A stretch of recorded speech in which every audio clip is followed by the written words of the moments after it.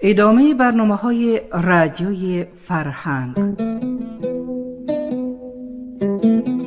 تازه انگارها، ایجاد نویسندگان نهانبین و ژرف پیما، اندیشه های کلیدی در درک معنی زندگی، هستی و راستی و آیین و عنعنه های اجدادی. تازه انگارها، ظهور آفریده های نوین و بهین ادیبان فلک سیر از رادیوی فرهنگ.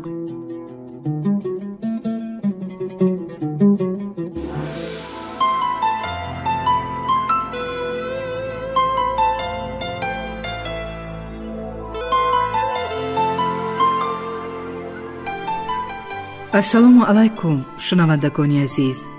حالا از برنامه تازه انگارها گفتار نهمی اثر نویسنده عبدالحمید صمد پرانچکا را شنوید.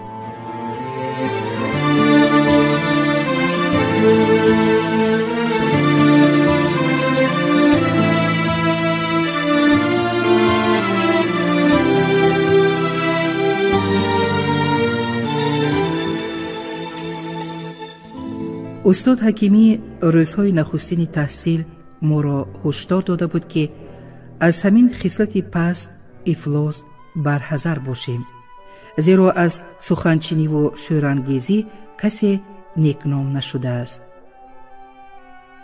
از نسیم بیهوده گمانی بد میبرید، اندیشمند گفت رحمت شاه.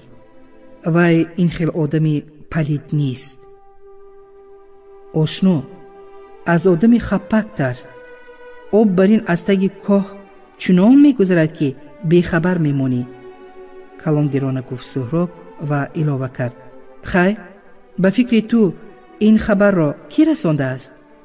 من؟ تو؟ کی میداند؟ شاید خودی قیس در ملیسه خانه به گناهش اقرار کرده است. نه، قیس دیوانه نشده است که سیر خود را فاش سازد. رنجش آمیز گفت سهراب: دوست یک کس، گمانبر 100 کس. حق و ناحق بعد معلوم می شود، گفت رحمت شاه و از ما جدا شده بی دماغ غورید. نامرد خودش خرخشه برداشت و باز به شکایت رفت.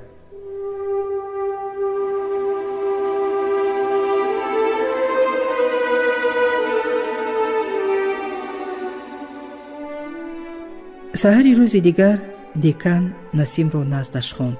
کسی نمی داند که بین آنها چی گفتگویی به عمل آمد، اما رحیم بیگ هنگام تنفس با دهان پر چنین لاف زد: از ماهانه خارجش کردم، جزای مشتران همین.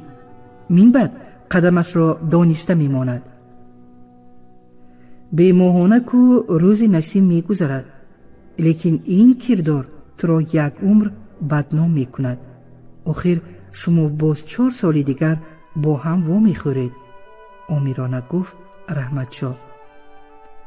من در روی وی توف کردم، با غضب پاسخ داد رحیم بیگ. من زنده باشم این فسین همین سال از دانشگاه دفع می شود. نخواد. استهزا آمیز خندید رحمت شاه. جای شته حالا هم می سوزد؟ با تو هزل کردن خطرناک، همشهر، چشم و گوشی دیکن.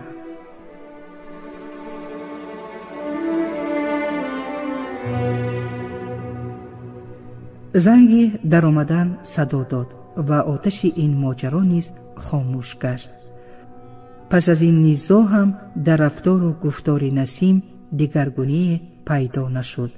تنها گاه گاه به درسای اول دیر می آمد، خسته، نهایت خسته و خواب آلود می نمود. اما فارغ بالی ازلیش هیچگاه او را ترک نمی کرد. در خصوصی از ماهانه محروم شدنش پیش کسی لب نکشود. و هر هفته 2-3 شب در خوابگاه نمی ایستاد. بچه های همخانه اش گفتند که در اداره به صفت پاسبان شبانه به کار در آمده است. این هم به نظر هنگام طلبان معما نمود.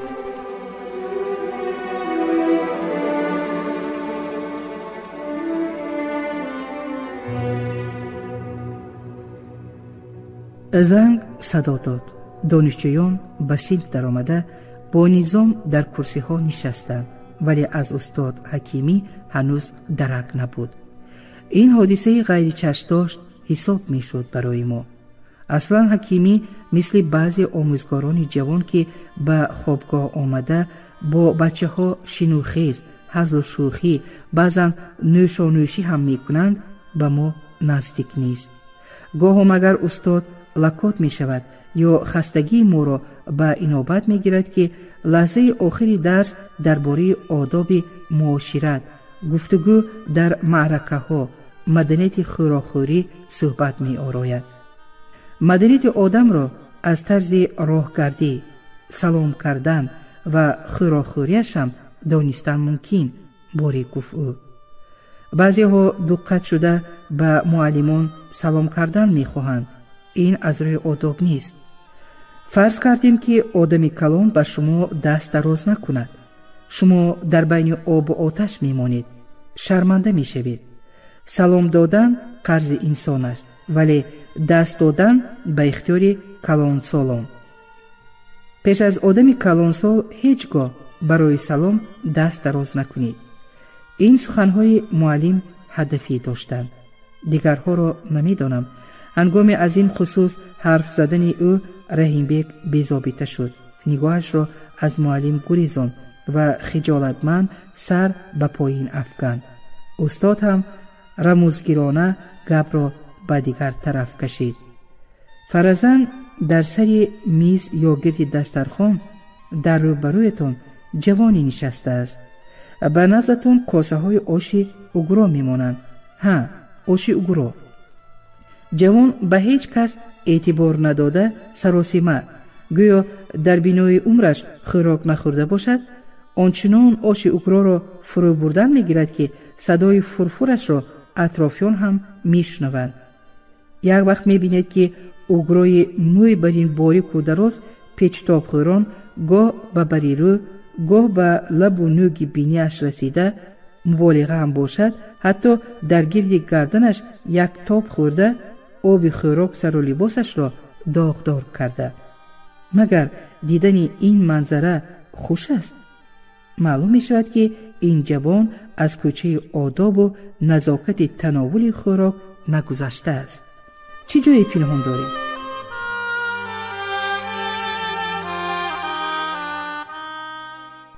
این اشاره های ظاهراً حظ آمیز استاد همه را اندکی هوشیار کرده به اندیشه وادار می ساخت.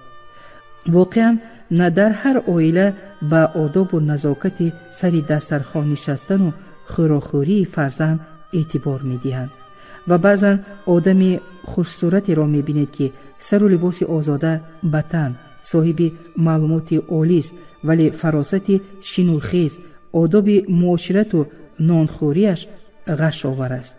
اما حالا دانشجویان گاه به ساعت، گاه به در می نگریستند. این هم سیری داشت.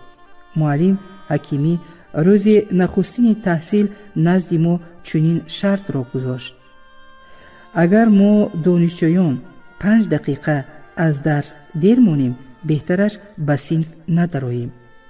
اگر اصول درس گذاری استاد به ما معقول نشود، روی راست اعتراض کنیم و برآمده رویم. اگر خودی معلم 15 دقیقه به درس دیر بیاید، ما انتظارش نشویم.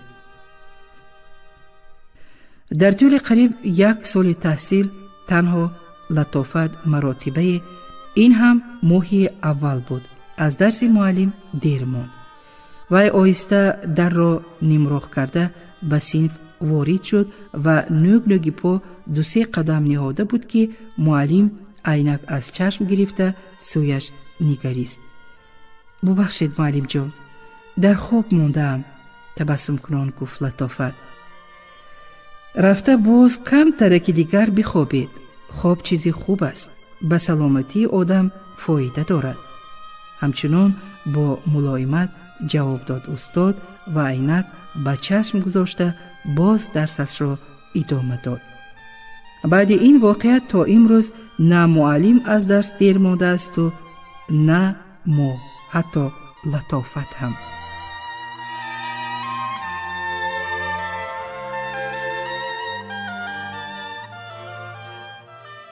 حالا من نوعیان صنف را از نظر گذراندم. دو کس نبود، معلم و لطافت. این هم عجیب. معلم آدمی پیر، شاید بیتاب شده باشد، گفتم با خود. همین لحظه در یک بار گشاده شد و لطافت با شست وارد صنف گشت.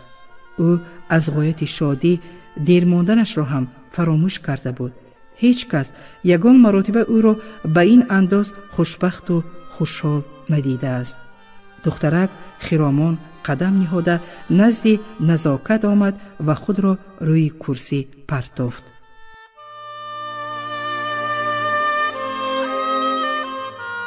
عادتاً هستی این دخترک تنها زر و زیور و سر و لباس است.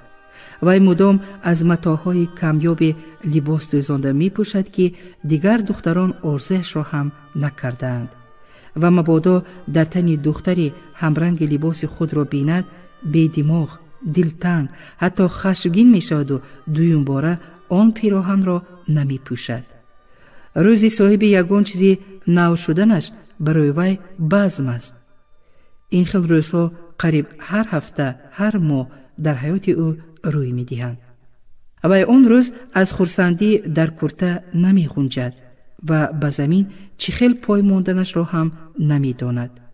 اما حالا در سر و لباس لطافت دیگرگونی به چشم نمی رسید.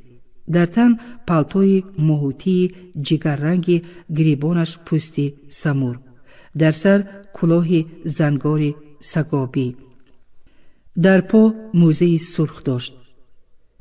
گردنبندش گلابی شاهی، گوشوارهایش طلا، سمکه‌اش هم نونی از پوستی تیمساکی 2 هفته پیش گرفته بود، ولی از طبع بالیده‌اش معلوم که با دست آویزی به درس آمده است. این را پیش از همه خود دخترها پای بردند و اطرافش را حلقه‌وار پیچاندند. لطافت با هیجان ولی با آوازی پست مرا تبریک کنید گفت و اول نزاکت را به آغوش کشیده بوسه باران کرد. سپس انگشتانش را پیش چشم آنها داشته با همان آهنگ سخنش را ادامه داد. دادم توفه کرد. حالا بیبی و بابا کلام هیچ کس این خیلش را ندیده است. نگینش الماس، طلایش خالیست. او چنان تیز گپ میزد که نفس در گلویش میپیچید. اکنون 6 تا شد، 2 تا در این انگشتم. لطافت از نگاه حسد آمیز دخترها به وجد آمد. نرخ همه اینها وی 5 انگشترینش را نشان داد. به این برابر نمی شود.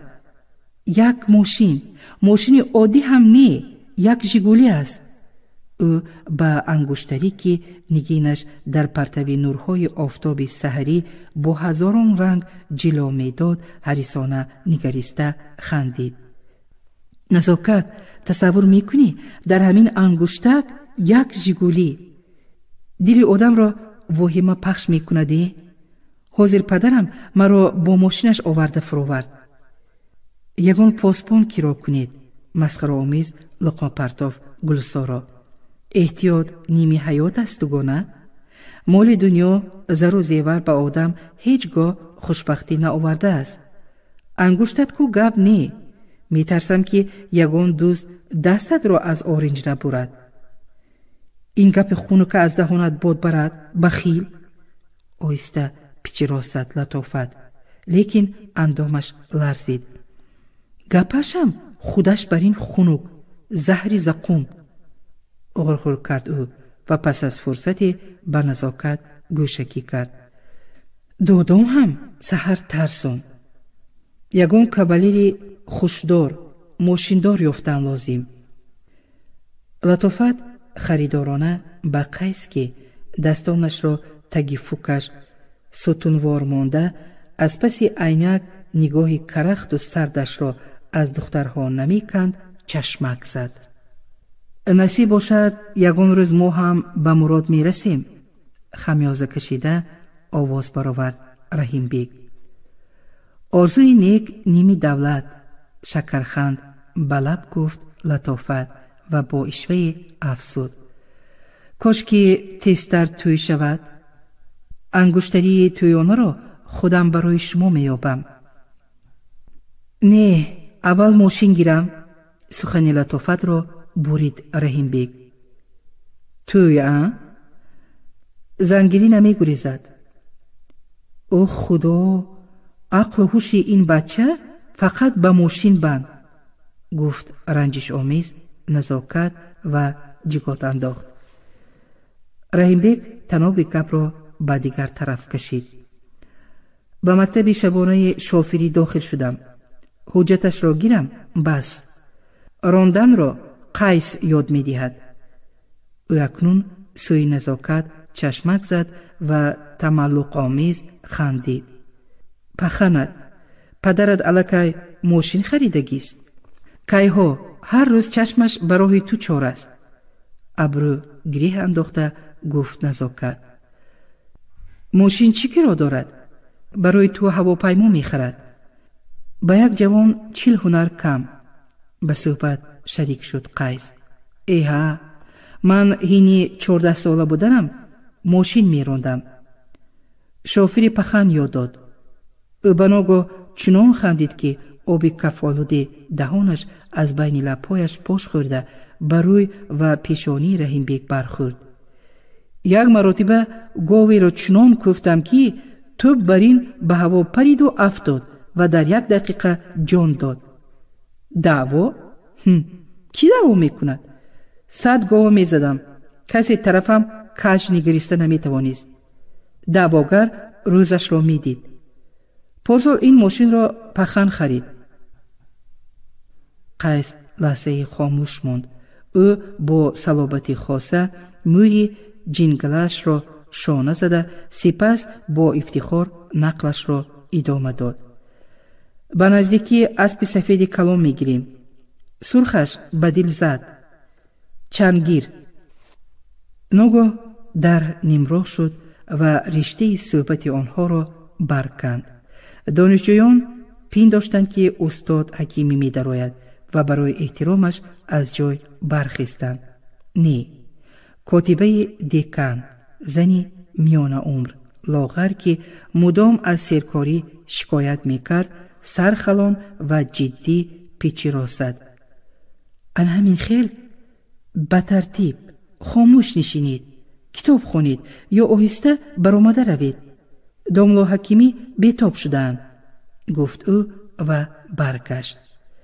لطافت و نزاکت از این خبر شادانه قرصک زدند. آنها در حال سمکه ها را به کتف خمول کرده نوگ نوگی پا بیرون برآمدند. قیس و رحیم بیگ دنبال دختران رفتند. بعد نازکش و سیگارت کش ها پی هم از صنف برآمدند. تنها نسیم از بالای کتاب سر نمی برداشت. گلسارا روی مقاوه دفترش صورت کفتر می کشید. این شغل دائمی اوست. من نزد نسیم رفتم. چی می خونی؟ کنجکاوانه پرسیدم. او جواب نداد. چشمانش را با رومالچه آهری خشکانده برویم نگریست. نمی بینی؟ خواندم از نگاهش. تنفس شد؟ ناگاه پرسید او. نه. بچه ها کجا رفتند؟ به هر طرف. استاد بیتاب شدند. جواب دادم. بیا کوچه برایم. هوا بسیار عجیب. اندک سیاحت میکنیم.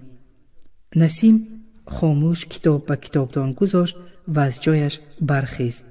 در صحن دانشگاه دمی ایستاده به رحیم بیگ و قیس که گرد ماشین جگر رنگ چرخیده هر زمان با نوگ پا به چرخهای آن می زدن ذهن ماند.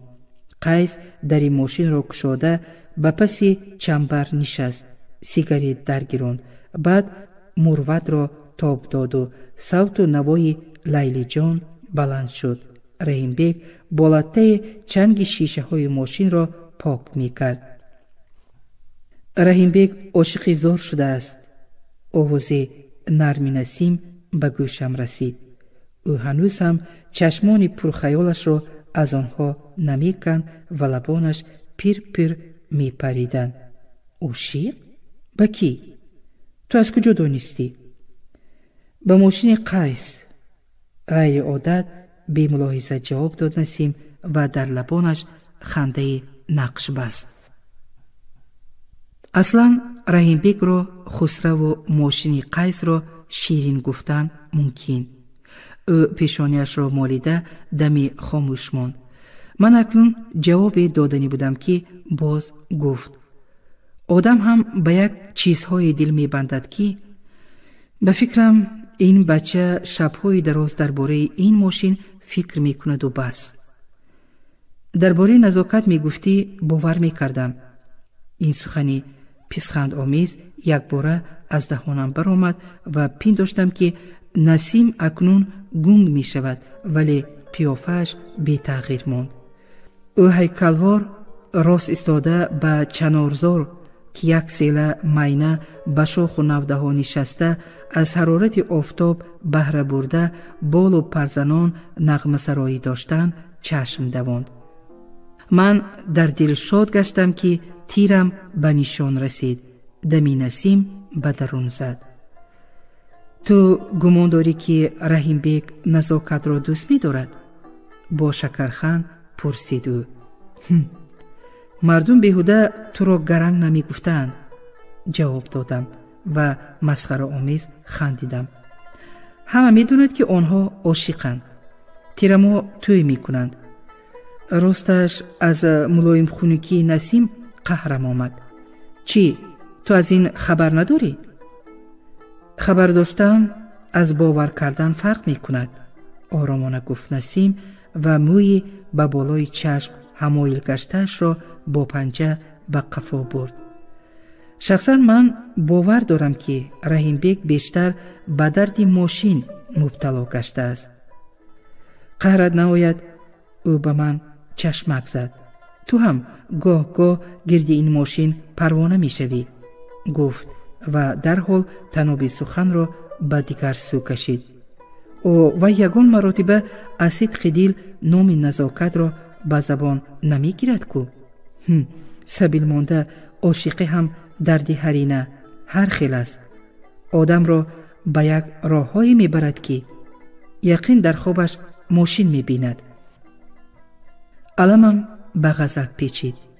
دم دوست، گفتم در دل به او و احتیاطاً به اطراف نگریستم. کسی نبود. با وجد این با آوازی پست دل خالی کردم. نسیم از الان بنیاد رو گزی هم نزاکت از دست رفت. با ریشخند گفتم به او و برویش ذهن ماندم.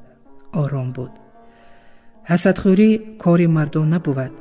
آشنا، تو هم پسر رئیس کو؟ او اول تبسم کرد، سپس چشمانی سبزتابش را به من دوخته شاید از غایت حیرانی مژگانهایش را 3-4 بار با هم زد و یک بار خندید. بلند خندید. این خیل از تگ دل خندیدن او را باری اول دیدم. خیر چی؟ همچنان با قهقه پرسید او. به پخند به قیس تقلید کرده به جای پدر پخند می گفتیم. بگو که برایت ماشین بخرد. به دیگرها حسد نبر. به کی حسد می برم؟ اکنون آوازش تمسخرآمیز برآمد. به همان خوشامدگوی متهم و جانب رحیم بیگ اشاره کرد. حسد می بردم که وی خاک پای پسری ابله کدام یک رئیس را می روبد. چهره نسیم را یک باره سرخی فرا گرفت. لبانش پیر پیر پریدند. من باری دیگر غضب او را دیدم و دانستم که این جوان گرنگ که در تصور من لبش را پشه خورد هم کشش نمی گوید عزت نفس داشته است. هر گپ را نمی برداشته است. ماشینه غرونگید او و دست دراز کرده نوک شاخ چنار را شکست. ماشین برای من آشنا از همین چوب هم بی‌قدر است. گویا شاخ چنار مثل خور به دستش خرید که با کراهت آن را پرتافت. یگان وقت ماشین هم میگیرم ولی این خیل غردل نمی شوم.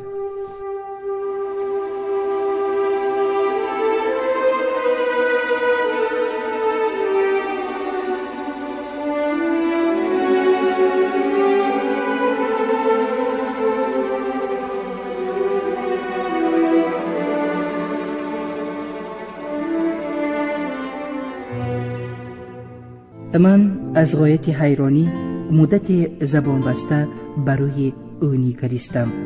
بعد به خود آمدم. غرگل گفتی؟ یک کلمه های می بافی که این چی معنی دارد؟ نمیدونی اکنون؟ آرامانه پرسید او. برادر، تو هم دانشجو نام داری، کتاب خوان، لغت آموز. نسیم رو گردانده چند قدم دورتر رفت. گمان کردم که برای ندانستن معنی این کلمه ساختهش راه گریز می جوید. نه، یک بار برگشت و گپش را ادامه داد. معنیش خوشامدگوی، دنبردار، کاسلیس. دلم فشرده شد و به تخت پشتم مرغک دوید. آتش وجودم را سوزاند. چیزی گفتنی شدم، لیکن آوازم در گلویم ماند. آخر من هم بعضن در اطراف ماشین قیس تار می تنیدم. سرودهای لیلی جان را گوش کرده گاه گاه به تازه کردن ماشین یاری می رساندم.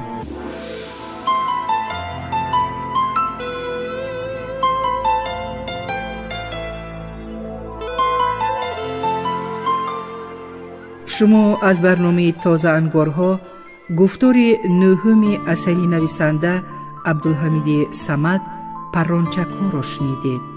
راوی قطبیه اکرامی، صدابردار امام علی زیایف، کارگردان برنای نظام. شاد باشید.